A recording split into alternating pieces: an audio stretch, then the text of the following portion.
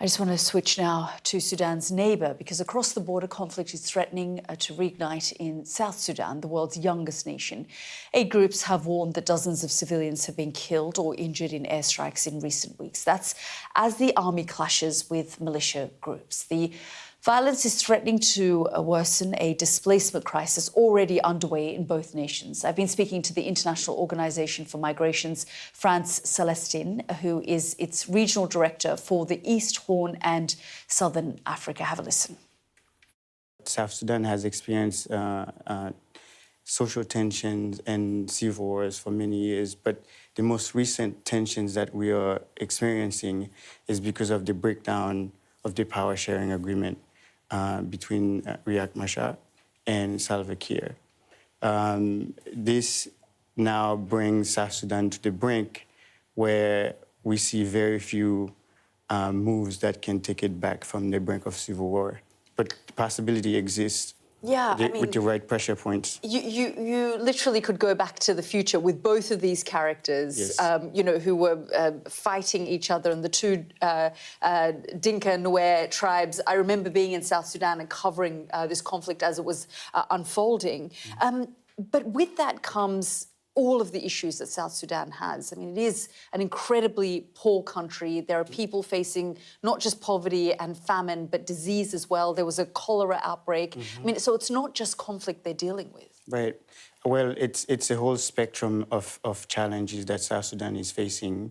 And of course, at the heart of it is the lack of governance and the lack of understanding of what the people need and what the government needs to do to support their needs. This is why the international community has been supporting South Sudan since before its birth. And as the newest country in the world, it needs that support. It needs the international community to continue to support it to move beyond its current condition. Currently, you have more than 2 million people displaced in the country. And we have more than 3 million coming back from various parts of the country, and those that are more than 700,000 coming back as a result of the war in Sudan. So we even seen the spillover of the civil war in Sudan affecting South Sudan. Which is what I was going to say. I mean, the fact is that the international community is struggling to deal with the issues in Sudan, let alone an age-old conflict between these two men who have been at each other's throats for the longest time.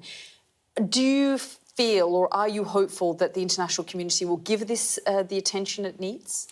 Well, we have to. If we don't, millions of people will be affected. We remember 2013 and we remember 2016, the last two times we've had such outbreak of violence in the country. Now, if it happens, it'll get worse. A lot more people will be exposed, and we fear that a lot more people will die in the process.